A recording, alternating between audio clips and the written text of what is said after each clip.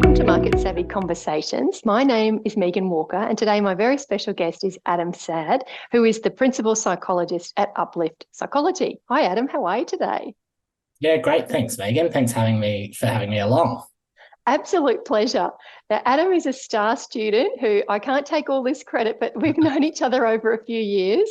And of recent times, he has really taken the marketing efforts and really run with it. And I've seen him on social media lots. He's been doing a fantastic job. So I thought, Adam, let's sit down and have a chat and talk about how you've made some of those changes, because I think it's really inspiring to other practice owners.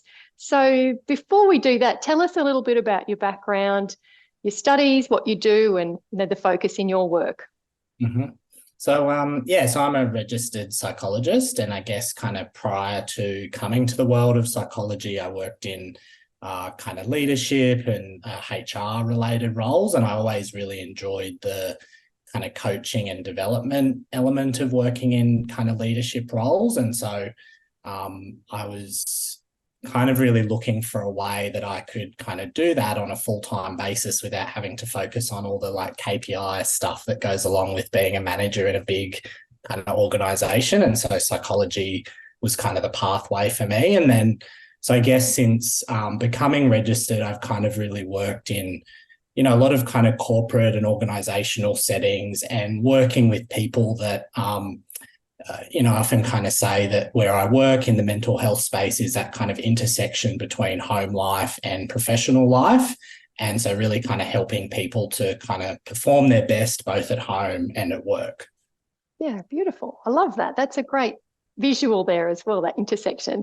And Yeah. so tell us about this new world for you stepping into social media. I can't imagine you just went instantly boom into it with this huge confidence Not at that all. it's the perception, isn't it, of social media, that we think everyone's life is perfect and it Yeah. just must be so much easier for everyone. But talk us through it. How did you make the decision to, yep, I'm going to do this, and what were the steps that you put in place? So I think probably when I started doing it was probably off the back of the first coaching session that you and I had. God, that was probably 12 or 18 months ago now. Yeah.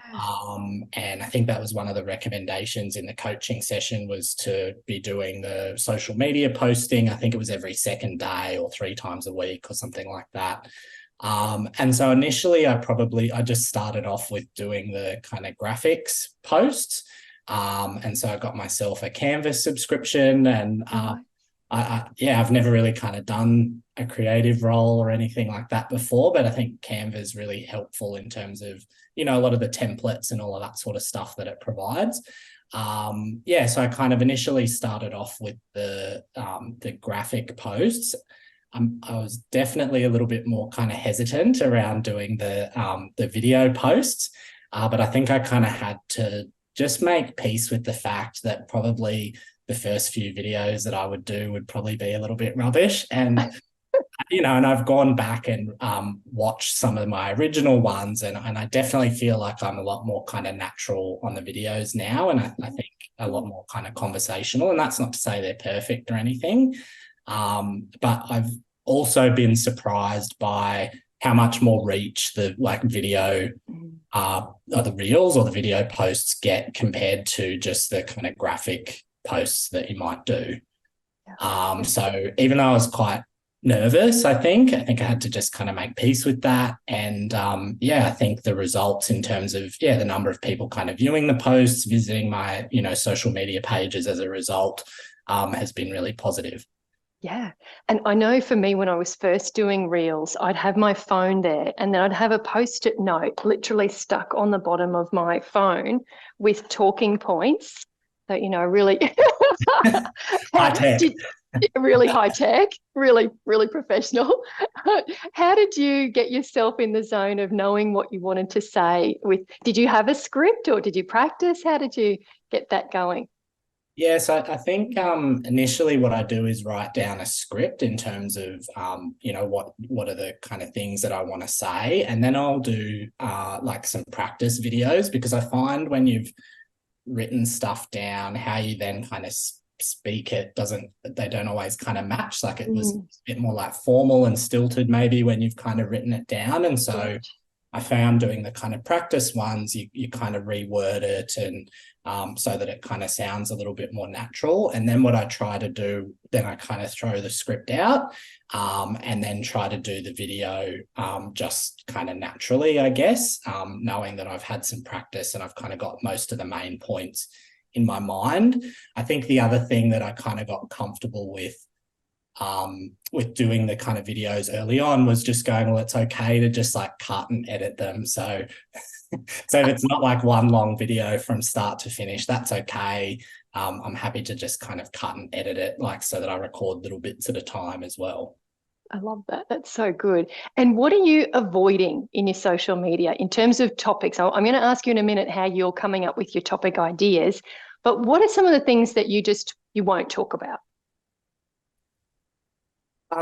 Probably the main thing that comes out, and this is like a constant thing that I probably have to like, run this kind of lens over it whenever I'm doing social media posts, is all of those like advertising guidelines that we kind of have to stick to. So I guess the main ones are kind of making like clinical claims around like effectiveness of certain things. So I use the word like may. Yes. May do this, but also may not. Is intended to. Yeah, rather than, it can do this or this is effective for. So I guess I try to avoid, I guess what I'm avoiding is making like specific clinical claims around, how effective things will be or the results that people might get from, using mindfulness or CBT or whatever. Yeah, so good. I'm so glad you said that because there is that grey that we can play in. I know a lot of folks think, oh gosh, there's so much I can't do, so I won't do any. But I love that you've arrived at that. Well, I can do, and I have got a message. I just have to keep this in mind. Mm.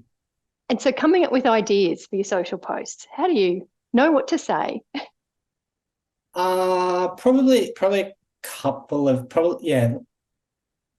probably a couple of things. Probably the main one that comes to mind is really around what are the things that I think will kind of resonate with my clients. So what are some of the kind of regular conversations that I'm having in therapy that they find really helpful or that they didn't necessarily know about. And so I find those often tend to kind of make their way into like social media posts as well.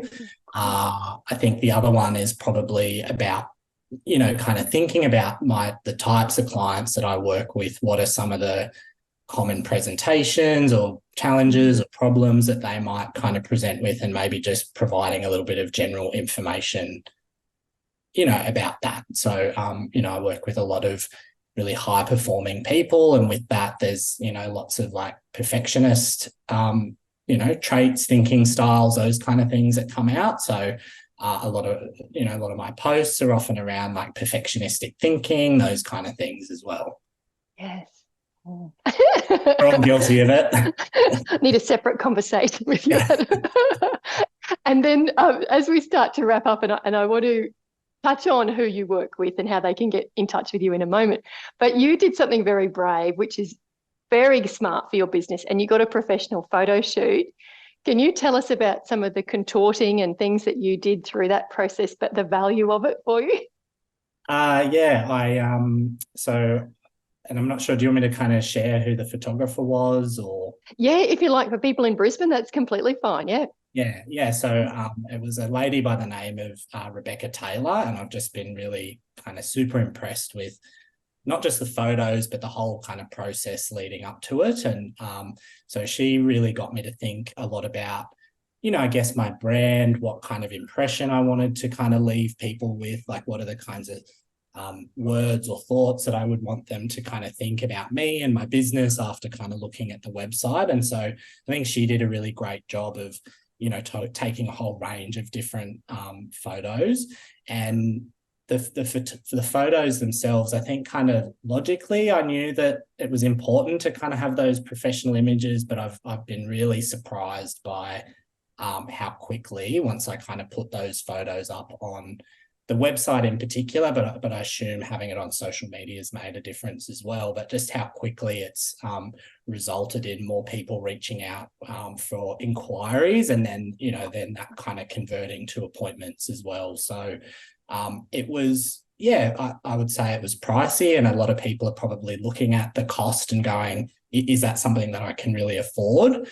But I feel like it's already kind of paid for itself, and I've got a whole bunch of images that I can use on my website, social media posts, and I think I'll probably be able to keep using the images for, the next few years. Yeah. Adam and I were joking earlier about just don't change anything too much. Don't shave off your beard. I had a photo shoot similar price, and at 3 years I've used mine. It's like, don't change it. Don't grow your hair. Don't change your glasses. It's a lot of pressure. They make a huge difference. I mean, that's what jumped out to me, seeing you on your videos. And so I just thought, oh, these photos are amazing. They're really warm. They really capture your essence. And so encouraging, you work with health professionals, you work with professionals. And so tell us, before I'm really getting to the ending here, but what's your encouragement for people who say, I could never have my photo on my website. I want it to be about my clients. It shouldn't be about me. Have you got a thought there of a reframe that you'd say to those folks? Yeah, so I mean, the purpose of having the website is, or one of the purposes I see is it's a marketing platform, right? And so you want your prospective clients to be able to really kind of connect with you. And I think having lots of photos of you, in different poses, different settings, different facial expressions, all of that sort of stuff, I think kind of really helps people to kind of get much more of a sense of who you are as a person from those images. And I think one of the kind of big barriers for people reaching out for support, particularly I think with like psychology sessions, is that the rapport that they have with the psychologist is really, really important. And so I think if the client can feel like they get a little bit of an insight into who you are as a person, if they can kind of see you smiling in different settings, or maybe having a little bit more of a serious kind of thinking face, I think that just kind of helps them to leap over that barrier a little bit, and they can feel like they've connected with you a little bit, have a little bit of rapport. And so I guess the reframe, to kind of summarize, is, you're wanting to do the best that you can for those clients. And if you're the best fit for them, you want them to feel comfortable and to be able to remove that barrier to take that first step and reach out for support. Oh, so well said. That's great. As opposed to my pitch on, well, it's marketing, so you should. Yeah. Do what he said. Now, Adam, what are your handles? Tell us how can we follow you? And in following people, I want to give a message out there that I had this amazing experience on Saturday with this group of women who are presenting these really heartfelt presentations. And as an audience member of any kind, we have, there's a lovely responsibility we can take on to applaud people and lift others up. So when I want you to share your handles, I also want anyone listening who follows you to then keep applauding what Adam's doing. Follow suit, step into the arena as well. But when you see something that you like, that has been hard for someone to create and put themselves out there, I love the idea that we're just all going to raise each other up. So, Adam, how can we follow and raise you up? I'm on Instagram. So I think that one is uplift_psychology. I'm on Facebook, which I think is just Uplift Psychology. And then I'm also on LinkedIn. So you can either kind of search for me personally. So Adam Sads, my full name, or I do have a business page there as well, which again is kind of Uplift Psychology. Beautiful. And I'll put the links below where everyone's watching this video so that you can go through and have a look. And then, Adam, tell us about the types of professionals and health professionals you work with, and if they want to get in touch with you to talk on the professional side, tell us a bit about where they can make that connection. Yeah, and so I work with kind of professionals from like early career professionals, and often that's about people wanting to kind of set up and establish themselves well for their career, whether it's from a kind of career perspective or from a mental health perspective. Mid-career professionals, where they're starting to kind of experience some challenges balancing everything. You know, they've got kind of young families, they're starting to kind of step up into more senior roles, and trying to find time to do everything can be a little bit more challenging, as well as them working with some more of the kind of senior end professionals. So perhaps people who are a little bit more established in their careers, and then starting to experience some pressures around, you know, parents are getting a little bit older. You know, maybe they've got some long-standing things that are kind of getting in the way of them being able to kind of reach the heights that they want in terms of their career. So yeah, I guess I kind of really work with the kind of full gamut of kind of working professionals in a range of different industries, and kind of doing therapy and coaching to really kind of help them perform their best both at home and at work. Fantastic. So well said. Adam, thank you for chatting with us and encouraging others to step into the light, which I know is easier said than done. You're doing it beautifully, and can't wait to keep liking all of your posts and sharing them. And thanks so much for chatting with us today. Thanks so much, Megan. Pleasure.